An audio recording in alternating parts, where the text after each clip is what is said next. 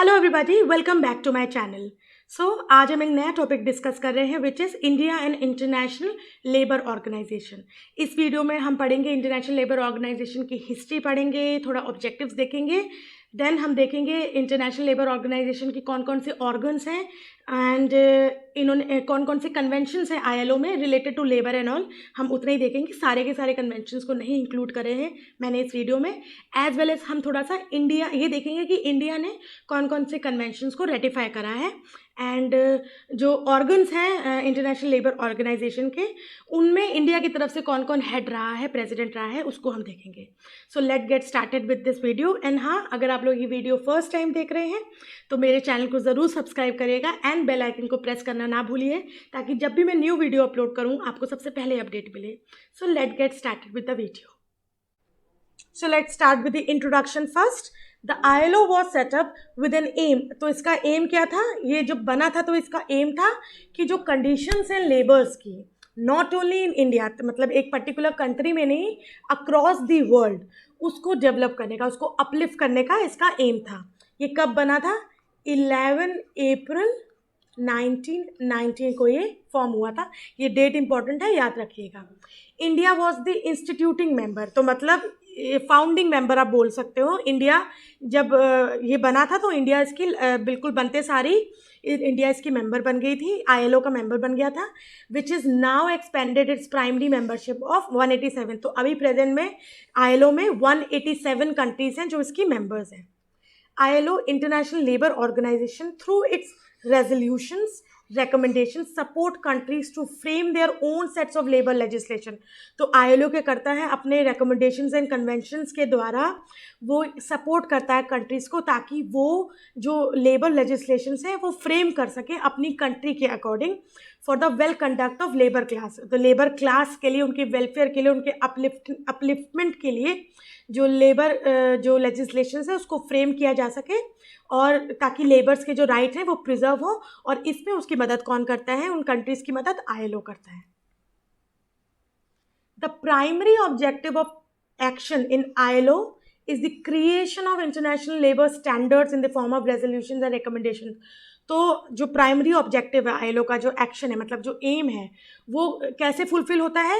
तो जब ILO ने अपने जो रिकमेंडेशंस एंड कन्वेंशंस है, जिसको हम आगे पढ़ेंगे, उसको जब क्रिएट करा तो उन्होंने कहीं ना कहीं ये अपना जो ऑब्जेक्टिव था उसको एक्शन में लाया। रेजोल्यूशंस क्या होते हैं? Are the international treaties and instruments which generally are legally binding responsibilities on the nations that ratify. तो जो कन्वेंशन, रेजोल्यूशंस मतलब है, कन्वेंशन समझ लो। तो जो कन्वेंशंस हैं ILO के, वो क्या है? एक तरह के इंस्ट्रूमेंट्स हैं जो लीगली बाइंडिंग है। और लीगली बाइंडिंग किन कंट्रीज़ पे है? उन कंट्रीज़ पे जो कंट्रीज़ उस पर्टिकुलर कन्वेंशन को रेटिफाई करेगी, साइन करेगी। Recommendations are not binding. Recommendations देखो, रिकमेंड कर रहे हैं तो नाम से ही पता चल रहा है वो नॉट बाइंडिंग नेचर के हैं, but better set out guidelines. तो क्या है? एक तरह के गाइडलाइंस हैं orienting country wide policies, procedures and help in developing actions. I hope आपको इतना समझ में आया होगा। Now history of ILO। The ILO aims to ensure that it serves the need of working women and men by bringing together governments, employer and worker। तो क्योंकि यहाँ पर तीनों आ गए हैं तो ये भी ध्यान रखना, ये एक ट्राइपार्टाइट बॉडी है, ठीक है। तो ILO का एम क्या है कि वो एंश्योर कर सके कि जो नीड्स है वर्किंग वुमेन की, मेन की, वो अच्छे से फुलफिल हो सके। और वो कैसे होंगी? By bringing together government, employers and workers for what? To set labour standards, ताकि ये तीनों मिलके लेबर स्टैंडर्ड्स को डेवलप कर सके, पॉलिसीज को डेवलप कर सके एंड प्रोग्राम्स बना सके। The very structure of ILO, where the workers and employers together have an equal voice with the government in its deliberation, shows social dialogue in action. It ensures that the views of the social partner are closely related to ILO labor standards। The constitution of ILO was drafted in early 1919। 1919 में क्या हुआ था, ILO का जो constitution है वो बना था, ड्राफ्ट हुआ था, और उस समय जो कमेटी थी उसके जो चेयरमैन थे वो कौन थे, सैमुअल गॉम्पर्स, कभी कभी इनका नाम आता है। और वो तब जब इनके आईएलओ के जो चेयरमैन थे तब सैमुअल गॉम्पर्स क्या थे, हेड थे अमेरिकन फेडरेशन ऑफ लेबर के इन यूनाइटेड स्टेट्स। अभी ये जो एक तरह का ट्रेड यूनियन है, फेडरेशन है, not trade union but a federation of trade working members, sorry labours. तो हम इसके बारे में पढ़ेंगे जब हम हिस्ट्री ऑफ ट्रेड यूनियन में एक टॉपिक और लाऊंगी, उसमें आपको बताऊंगी जो इंटरनेशनल मतलब यूके यूएसए की जो यूनियंस हैं उसकी हिस्ट्री एंड थोड़ी बहुत इंडियन हिस्ट्री। तो ये अभी इम्पॉर्टेंट है एग्जाम पॉइंट ऑफ व्यू से। जब आईएलओ का कॉन्स्टिट्यूशन बना था, ड्राफ्ट हो रहा था, तो उस कमेटी के चेयरमैन कौन थे, उसको हेड किसने करा था, सैमुअल गॉम्पर्स ने। और तब वो क्या थे, अमेरिकन फेडरेशन ऑफ लेबर जो यूनाइटेड स्टेट्स में वर्क करती थी, एक्टिव थी, उसके क्या थे, हेड थे। It was compose of representatives. तो तब जब वो पूरा बन रहा था कॉन्स्टिट्यूशन, तब कहाँ कहाँ से रिप्रेजेंटेटिव्स थे उस पर्टिकुलर कमेटी में, 9 कंट्रीज के रिप्रेजेंटेटिव्स थे, Belgium, Cuba, Czechoslovakia, France, Italy, Japan, Poland and the United kingdom and the United states. तो ये सारी कंट्रीज ध्यान में रखिएगा। कभी कभी ऐसा तो कभी हुआ नहीं कि इससे क्वेश्चन आया हो, बट यू नेवर नो, आ भी सकता है क्वेश्चन, तो अब ये चीज़ इसको ध्यान में रखिएगा। The driving force of ILO's creation arose from security, humanitarian, political, and economic consideration. The founder of ILO recognized the importance of social justice in securing peace against the background of exploitation of the workers in the industrialisation nation. तो जो driving force थी ILO के creation में, ILO क्यों बना, वो इसलिए बना क्योंकि कहीं ना कहीं वर्कर्स का एक्सप्लॉयटेशन बहुत हो रहा था। जो इंडस्ट्रियल पूरा सिनेरियो था, सेटअप था, उसमें वर्कर्स का एक्सप्लॉयटेशन बहुत हो रहा था। तो कहीं ना कहीं उनको एक सोशल जस्टिस देने के लिए, पीस प्रोवाइड करने के लिए ये जो आईएलओ था इसका गठन हुआ, इसको फॉर्म किया गया। There was also increasing understanding of the world's economic interdependence and the need for cooperation. Also, world economic interdependence and need for cooperation to obtain similarity of working condition in the countries competing for market. तो ये भी एक important point है note करने के लिए कि मतलब क्या एम था, क्या ड्राइविंग फोर्स था आईएलओ के क्रिएशन में। आई होप आपको इतना समझ में आ गया होगा। Early years, ILO moved to Geneva in summer 1920। तो जब इसकी मीटिंग हुई थी, फर्स्ट मीटिंग, वो पेरिस में हुई थी, if I am not wrong, वो पेरिस में हुई थी, बट लेटर उसका जो हेडक्वार्टर्स थे वो मूव कर दिए गए थे टू जिनेवा, स्विट्जरलैंड 1920 में। और तब इसके फर्स्ट डायरेक्टर कौन थे, फ्रांस के थे वो, एल्बर्ट थॉमस। अभी प्रेजेंट में ILO के जो डायरेक्टर हैं वो है गाय राइटर। तो ये आ सकता है क्वेश्चन, क्योंकि लास्ट ईयर 2018 में से स्टार्ट हुआ था, राधा नेट में स्पेसिफिकली, मैं और एग्जाम की बात नहीं कर रही हूँ, यूजीसी नेट की बात कर रही हूँ। उसमें थोड़ी बहुत करंट अफेयर्स भी आने लगी थी। ट्रेड यूनियंस जो थी, जो इंटरनेशनल ट्रेड यूनियंस हैं, उनके जो हेड होते हैं उसका नाम पूछे जा रहे थे, तो ये आपको पता होना चाहिए। और 9 इंटरनेशनल लेबर कन्वेंशन तो जब बनी थी 1920 में, जब मतलब 1919 में जब बना था, तब से 2 साल के अंदर अंदर ही 9 कन्वेंशंस एंड 10 रिकमेंडेशंस को अडॉप्ट कर लिया गया था। और वो कन्वेंशंस और रिकमेंडेशंस की जो थीम थी, या आप बोल सकते हो जो टारगेट एरिया था, वो क्या थे, hours of work, unemployment, maternity protection, night work for women, minimum age and night work for young person. तो ये ध्यान में रखना। जो हेडक्वार्टर्स है वो कहाँ है, जिनेवा, स्विट्जरलैंड में। देन फर्स्ट जो डायरेक्टर थे वो कौन थे, फ्रांस के एल्बर्ट थॉमस। अगर हम सैमुअल गॉम्पर्स की बात करें तो ये कहते हैं जो कॉन्स्टिट्यूशन बना था आईएलओ का, उनके हेड थे, जो कमेटी होगी उस कमेटी के हेड थे सैमुअल गॉम्पर्स। और अभी प्रेजेंट में आईएलओ के जो डायरेक्टर है वो कौन है, गाय राइटर। तो ये ध्यान में रखना। A committee of experts was set up in the year 1926 to supervise the application of ILO standards. 1926 में एक कमेटी ऑफ एक्सपर्ट को बनाया गया, कॉन्स्टिट्यूट करा गया। क्यों? ताकि जो ILO के स्टैंडर्ड्स, मतलब जो कन्वेंशंस हैं, वो अप्लाई हो सके अच्छे से, उसको सुपरवाइज करने के लिए। The committee which still exists today is composed of independent jurists। तो उसमें कौन कौन है, इंडिपेंडेंट ज्यूरिस्ट हैं, responsible for examining government reports and presenting each year to the conference its own report for the implementation of ILO conventions and recommendations. तो इसका year याद रखना, ये पूछा जा सकता है। इंडिया एंड ILO, अब इंडिया ILO का मेंबर कब से है? 28 जून 1919 से। At present ILO has 187 members, 186 countries plus a group of island जिसको बोलते हैं कुक आइलैंड, तो वो भी इसका पार्ट है, इसलिए 187 है। A unique feature of ILO is its tripartite character. Tripartite आपको पता होगा, government, employer and employee. The membership of ILO ensures the growth of tripartite system in the member countries. At every level in the organization, government are associated with the two other social partners, namely the workers and employers. अब देखो 3 organs जो ILO के organs या bodies है वो कौन कौन सी? सबसे पहली है international labour conference, general assembly of the ILO, जो हर साल in the month of June उसकी मीटिंग होती है। Then we have governing body, ये क्या है? एग्जीक्यूटिव काउंसिल ऑफ ILO है, जो साल में 3 बार मिलते हैं, meets 3 times in a year in the month of March, June and November. And third है permanent secretariat which is international labour office. तो ये तीनों ध्यान में रखना। कभी कभी क्वेश्चन बताऊँ कैसे आ सकता है? क्वेश्चन आ सकता है जर्नल असेंबली ऑफ ILO किसको बोलते हैं, या एग्जीक्यूटिव काउंसिल ऑफ ILO कौन है, तो ऐसे क्वेश्चन आ सकते हैं, तो ये ध्यान में रखना आप। अब इंटरनेशनल लेबर कॉन्फ्रेंस का क्या वर्क है? Its sets out the international labour standards and broad policies of ILO। तो जो कन्वेंशंस एंड रिकमेंडेशंस है वो कहाँ सेट होते हैं? इंटरनेशनल लेबर कॉन्फ्रेंस पे सेट होते हैं। It meets annually in Geneva, often called an international parliament of labour, तो इसको हम इंटरनेशनल पार्लियामेंट ऑफ लेबर भी बोलते हैं। The conference is also a forum for the discussion of की social and labour questions. Then we have governing body. Governing body है क्या है? एक एग्जीक्यूटिव काउंसिल है। तो एग्जीक्यूटिव का मतलब क्या होता है? मतलब जो वर्क करता है, मतलब जो भी पॉलिसीज है जो उसको इम्प्लीमेंट करने का काम करता है, उसको हम बोलते हैं। तो it meets 3 times a year in Geneva. It take decision on ILO policies and establishes the program and budget, which it then submits to the conference of adoption. Then we have International Labour Office. It is permanent secretariat of International Labour Organization.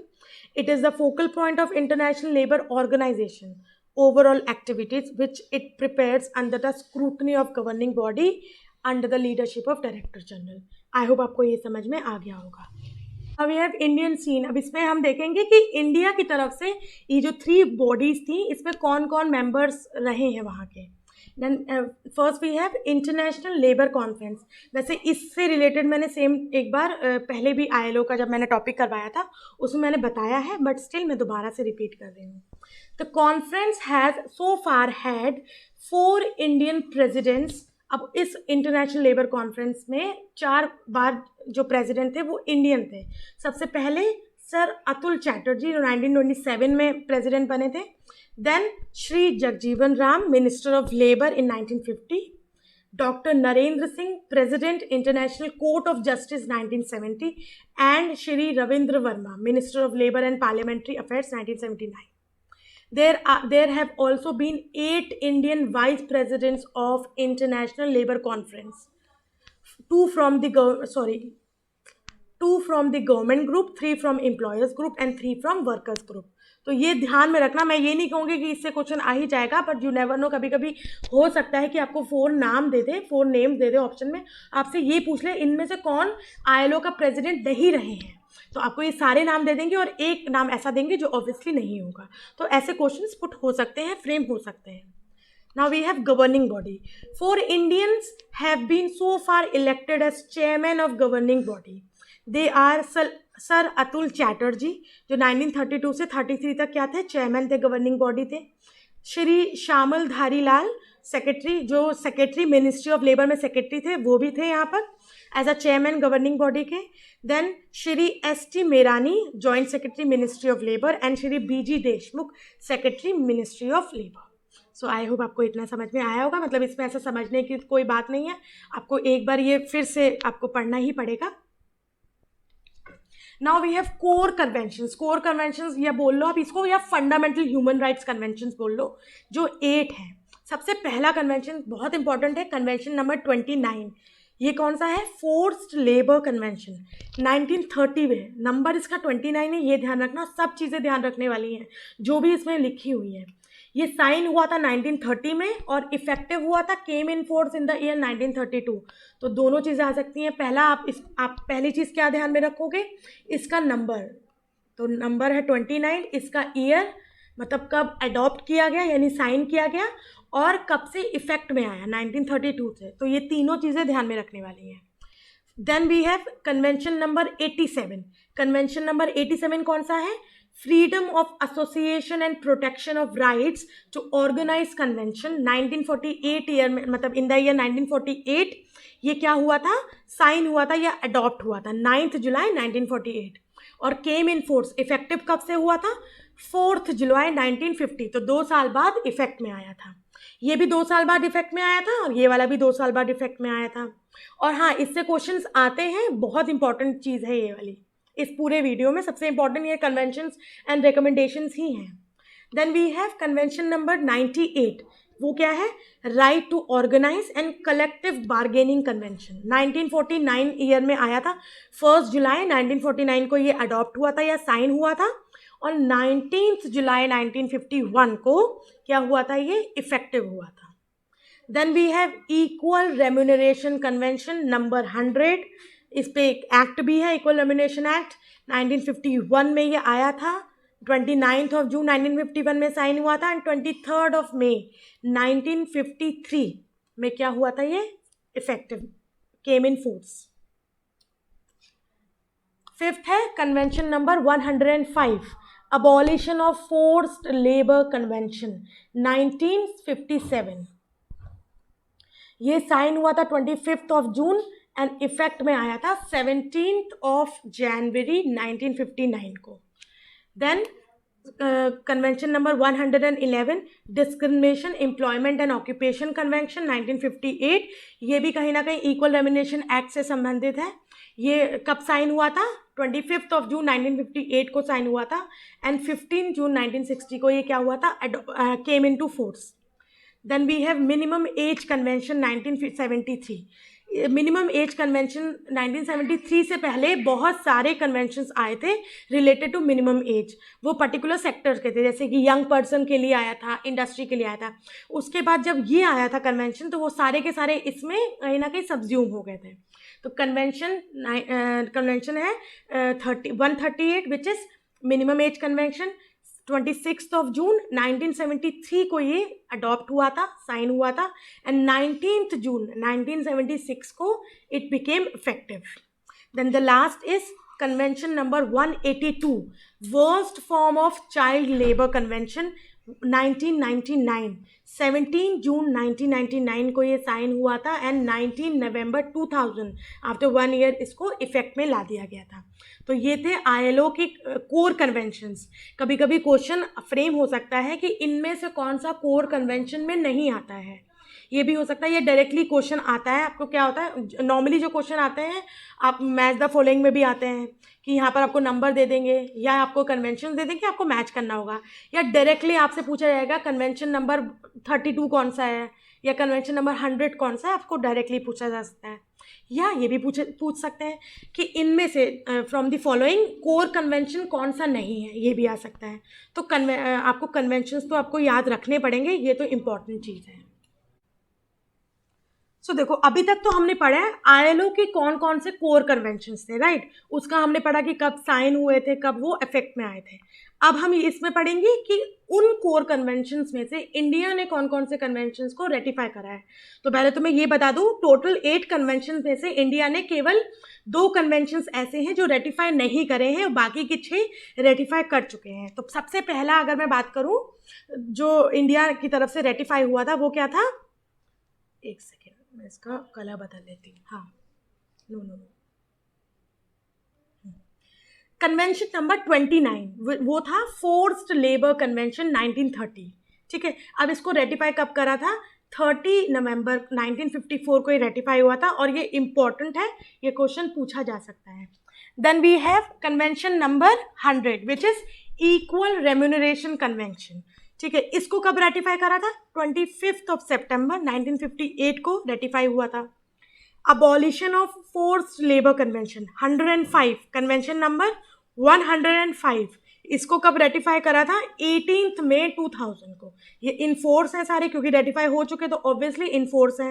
Ratification का क्या मतलब होता है कि अब ये सारे के सारे कन्वेंशंस जो भी हैं, इनके जितने भी प्रोविजंस हैं, वो पर्टिकुलर कंट्री पे जो भी उसको रेटिफाई करती है उस पर बाइंडिंग होंगे, वो भी legally. Then we have convention number 111, इसमें क्या है? Discrimination employment and occupation convention 1958, इसको इंडिया ने कब रेटिफाई करा था? 3 जून 1960 को। Minimum age convention 1973, convention number 138, इससे मिनिमम एज 14 हो गई थी, इसको अभी रिसेंटली ही क्या करा है? रेटिफाई करा है 2017 में। तो ये उस हिसाब से, क्योंकि रीसेंट है तो उस हिसाब से ये इम्पॉर्टेंट हो जाता है। तो 2017 में सेम डेट को, मतलब 13 जून को, 2 कन्वेंशंस ऐसे हैं जो रेटिफाई हुए हैं। पहला है कन्वेंशन नंबर 138 जो कि है minimum age convention 1973, and convention number 182 वो क्या है? Worst form of child labour. तो worst form of child labour ये 182 है, और 138 क्या है? Minimum age convention. तो ये सारे के सारे हैं जो रेटिफाई किए गए, और इनमें से ये 2 जो हैं जो रीसेंट रेटिफाई हुए हैं 2017 में। और 2 जो हैं जो अभी तक रेटिफाई नहीं किए गए हैं, वो कौन कौन से हैं? वो है, पहला है freedom of association and protection of right to organise convention, convention number 87, इसको रेटिफाई नहीं किया गया है। And right to organise and collective bargaining convention, convention number 98, इसको रेटिफाई नहीं किया गया है। तो 2 कन्वेंशन से 87 एंड 98 जो रेटिफाई नहीं हुए हैं। पहला है फ्रीडम ऑफ एसोसिएशन और दूसरा है कलेक्टिव बार्गेनिंग कन्वेंशन। इसको आप छोटे में ऐसे याद कर सकते हो। आई होप आपको ये चीज़ समझ में आ गई होगी, और ये तो आपको याद करना पड़ेगा। इस पे मैं ये काम कर सकती हूँ कि इस केवल कन्वेंशंस पे मैं आपको एक क्विज़ दे सकती हूँ, जैसे कि मैंने आपको पहले भी दिए हैं 2 क्विजेस, तो आप उससे आप और अच्छे से याद कर सकते हो। तो अगर आपको चाहिए तो आप प्लीज़ कमेंट सेक्शन में मुझे ये बता दो, क्योंकि मैं आपसे पूछती रहती हूँ, आप कमेंट सेक्शन में कुछ नहीं बोलते हो, कुछ नहीं बताते हो कि आपको क्या चाहिए या क्या नहीं, कौन सा टॉपिक चाहिए। तो इसके लिए अगर आप बताओगे तो ही मैं क्विज़ दूंगी, वरना नहीं दूंगी। तो आप प्लीज़ मुझे कमेंट सेक्शन में बता दीजिए। Now ILO convention ratified by India. तो अब ये तो थे, देखो अभी तक हमने कौन से पढ़े? केवल कोर कन्वेंशंस पढ़े, ठीक है, कि जो 8 कोर कन्वेंशंस है उनमें से कितने रेटिफाई हुए हैं और कितने नहीं हुए हैं by the India.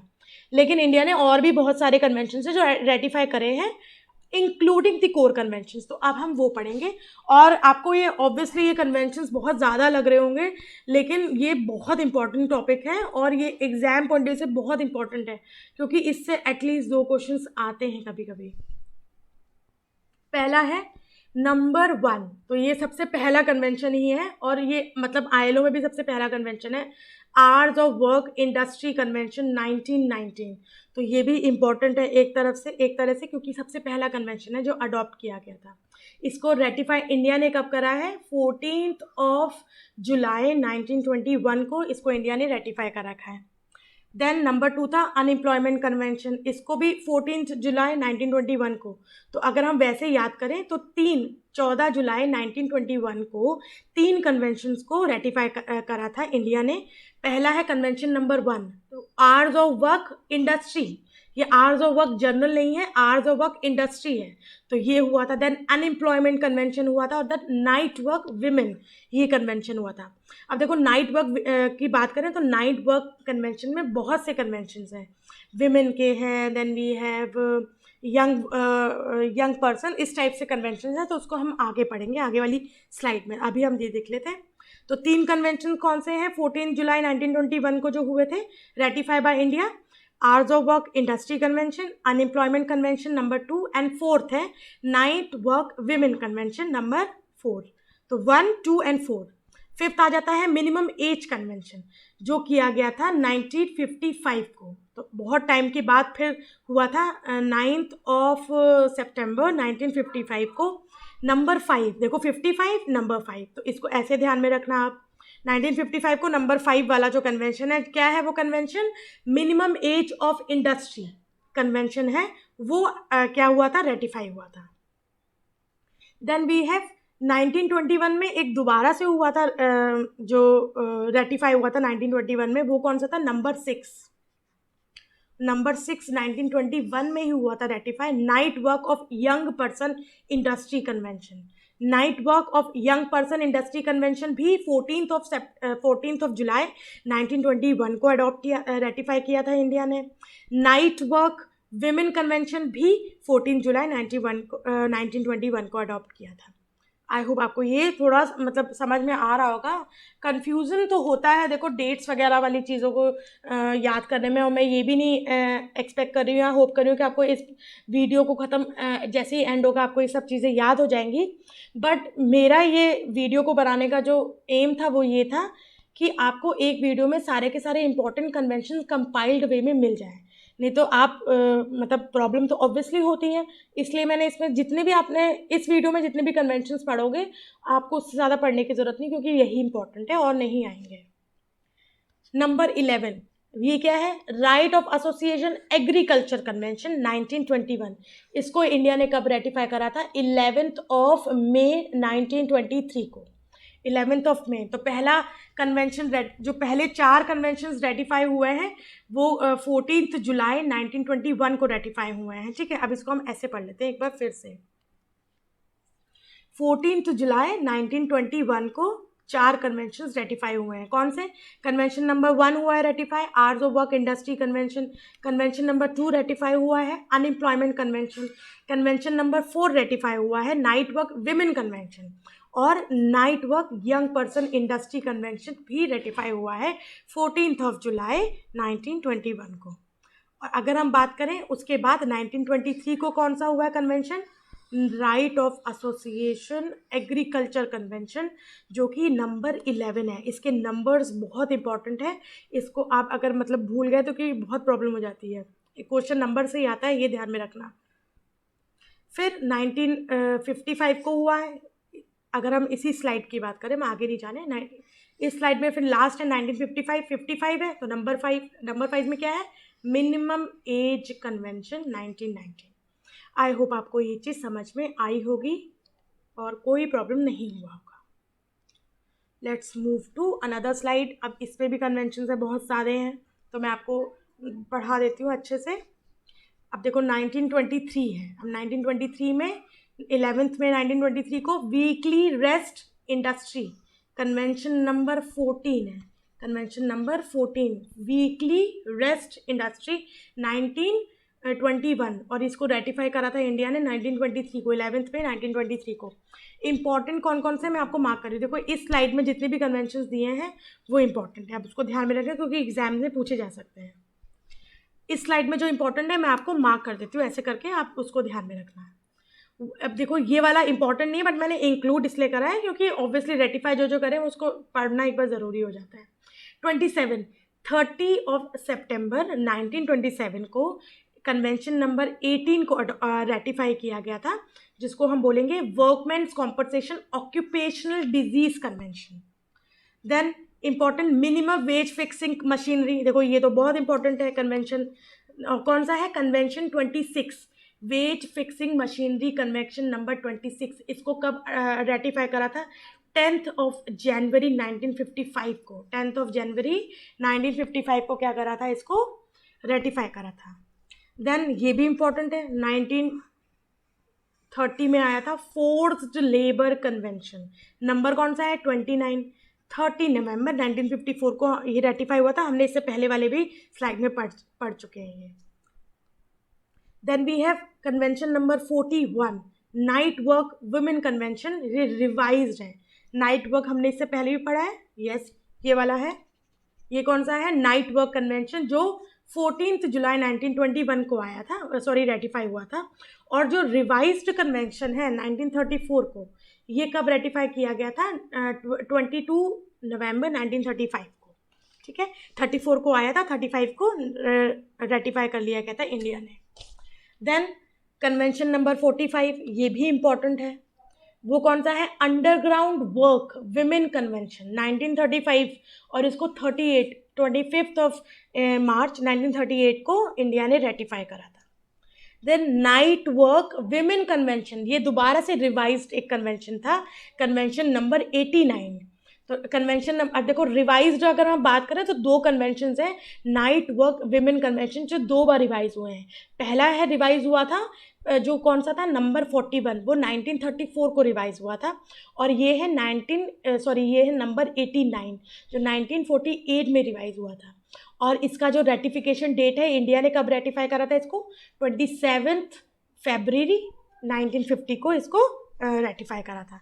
Last one, और ये भी इम्पोर्टेंट है और ये भी इम्पोर्टेंट है, number 90 night work of young person industry, ये रिवाइज्ड है, 1948 को रिवाइज हुआ था, और इसको कब रेटिफाई करा था, 27 फरवरी 1950 को। और night work of young person में से पहले ही पढ़ा है, night work of young person industry, तो ये कब हुआ था, ये 1919 को आया था, और ये वाला 1948 को, तो रिवाइज्ड 1948 को आया था। तो थोड़ा सा कन्फ्यूजन है, आई कैन अंडरस्टैंड, आपको प्रॉब्लम हो रही होगी, बट ये इंपॉर्टेंट है इसलिए मैं लाई हूँ, इसलिए आपको पढ़ना पड़ेगा प्लीज़। चलिए हम आगे बढ़ते हैं, इसको थोड़ा सा ही बचा है, मतलब ये वाला टॉपिक थोड़ा सा बचा है, इसके बाद हम ILO के कन्वेंशन एक बार देख लेंगे। Then we have number 11 equal remuneration convention, ये भी बहुत इंपॉर्टेंट है, इसको 1958 25 सितंबर 1958 को इंडिया ने रेटिफाई करा था, ये भी इंपॉर्टेंट है। Then we have minimum age underground work convention, कौन सा, minimum age underground work convention 1965, इसको 75 को 20 मार्च 1975, मतलब कि 10 साल बाद इसको रिवाइज कर दिया गया, रेटिफाई कर दिया गया था। नंबर 123 है minimum age underground work, number 123, अच्छा ये मेरे से 2 बार हो गया, इसको हम वो कर देते हैं, ठीक है। Then we have number 111 abolition of forced labour 1957, और इसको 2000 में करा है ratify. Then minimum age convention and worst form of child labour, तो ये तो अभी हुए हैं। और अगर हम बात करें चाइल्ड लेबर की, तो 12 जून, आज जब मैं ये वीडियो बना रही हूँ 12 जून को, आज कौन सा डे है, international day against child labour, तो आप ये ध्यान में रखना। वैसे तो नहीं आते ऐसे करंट अफेयर्स के क्वेश्चन, बट स्टिल अभी मेरे माइंड में आया है टॉपिक देख के, तो मैंने आपको बता दिया। इंपॉर्टेंट ILO कन्वेंशंस, तो अभी तक हमने पढ़े ILO के कुछ कोर कन्वेंशंस पढ़े, राइट, फिर हमने पढ़े कि इंडिया ने कौन कौन से कन्वेंशंस को रेटिफाई करा। अब हम इन जनरल ILO कन्वेंशंस पढ़ेंगे, वैसे तो बहुत ज़्यादा हैं, बट हम उनमें से कुछ इंपॉर्टेंट ही पढ़ेंगे, कब वो अडॉप्ट हुए और कब वो इन्फोर्स हुए या इफेक्ट में आए वो देखेंगे। First is ours of work industry convention 19, तो ये सबसे पहला कन्वेंशन है, तो उस लिहाज से ये इंपॉर्टेंट हो जाता है। Hours of work industry convention, ये अडॉप्ट किया गया था 28 नवंबर 1990 को 1919, और 13 जून 1921 को ये इफेक्ट में आया था। Then we have number 2, convention number 2, ये है अनएम्प्लॉयमेंट कन्वेंशन 1919, ये अडॉप्ट किया गया था 28 नवंबर 1919 को, सेम डे, और लेकिन इसका जो इफेक्ट था वो कब था, 14 जुलाई 1921 को ये एनफोर्स हुआ था। नाउ हम पढ़ेंगे night work conventions. Night work में जितने भी कन्वेंशंस हैं वो, उनमें से मैं कुछ इंपॉर्टेंट लाई हूँ यहाँ पर, मैंने एक साथ ही लिख दिए हैं ताकि आपको प्रॉब्लम ना हो।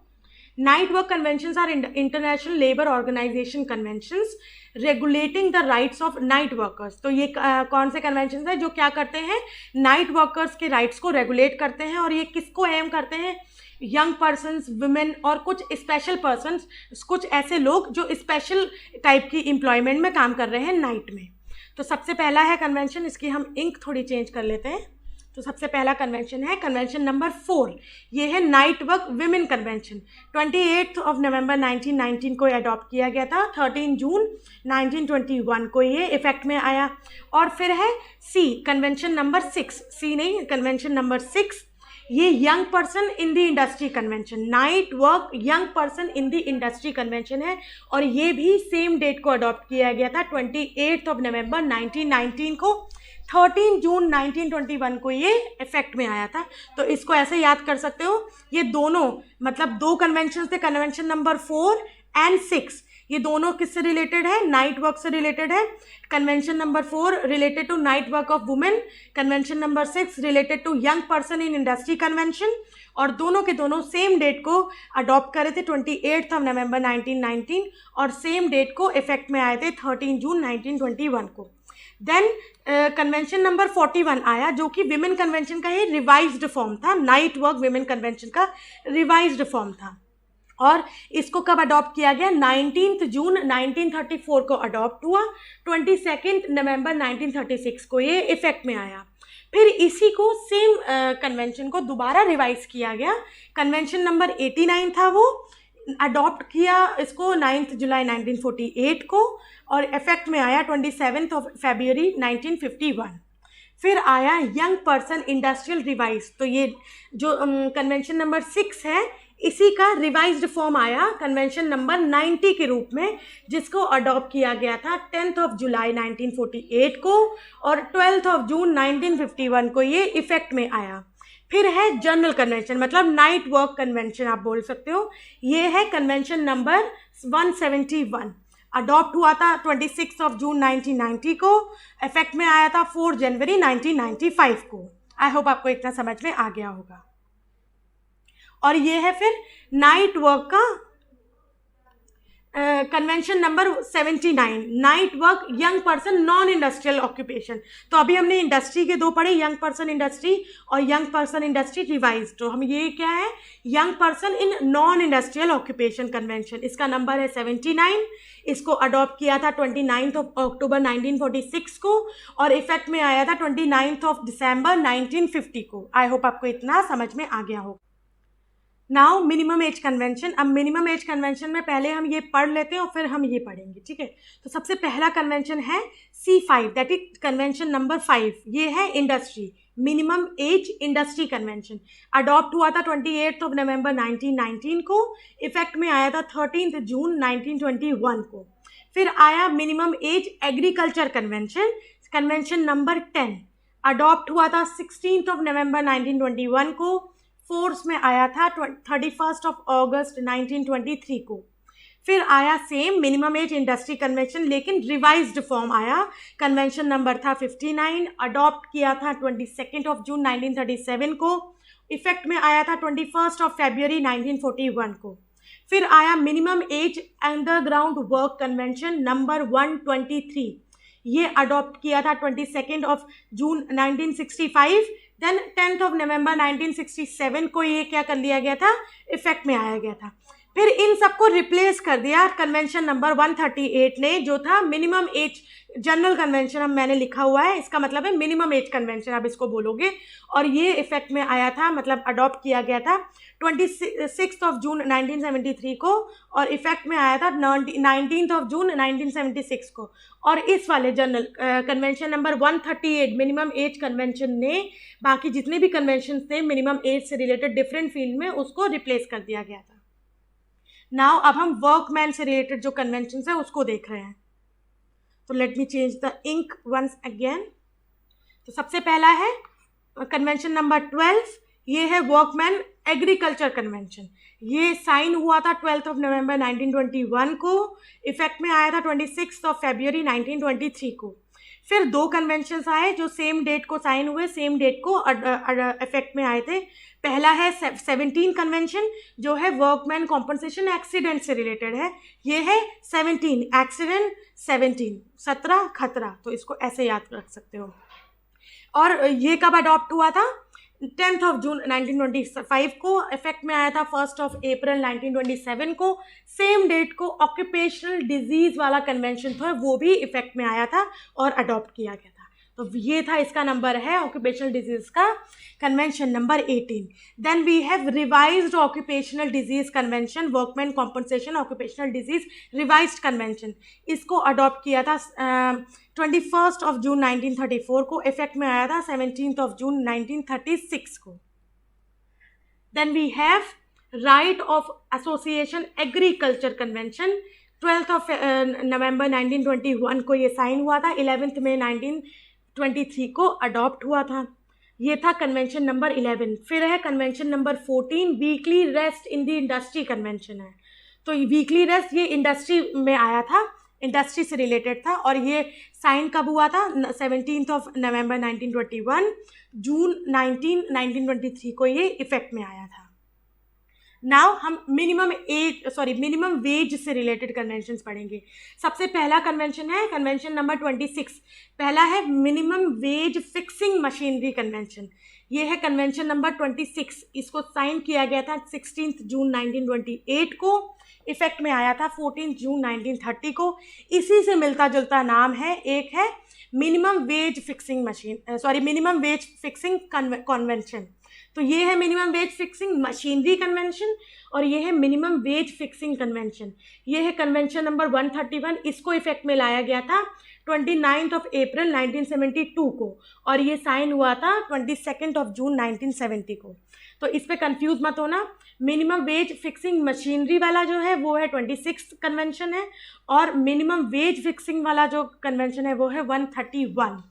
और फिर है कन्वेंशन नंबर 99। ये है minimum wage fixing machinery but in the agriculture. तो इसको इफेक्ट में लाया गया था, इसको साइन किया गया था 28 जून 1951 को। इसका नंबर है 99। 1951 को अडॉप्ट हुआ था। 1953 23 अगस्त को ये इफेक्ट में आया था। तो आई होप आपको ये चीज़ समझ में आई होगी। अब है hours of work coal mine convention. ये है कन्वेंशन नंबर 31। इसको साइन तो किया गया था 19 जून 1931 को, लेकिन ये कभी इफेक्ट में नहीं आया। इसको विड्रॉ कर लिया गया था 30 मई 2000 को। तो मे बी क्योंकि ये इसका स्पेशल चीज़ है कि ये इसको विड्रॉ कर लिया गया था, तो शायद इससे कोई क्वेश्चन आ जाए, तो इसको ध्यान में रखना। फिर आया है underground work women convention number 45। इसको साइन किया गया था 21 जून 1935 को। इफेक्ट में आया था 30 मई 1937 को। Underground work related to women 45 है इसका नंबर। फिर है 40 hour week convention. 40 hour week convention number 47। ये साइन हुआ था 22 जून 1935 को। इफेक्ट में आया था 23 मई 1957 को।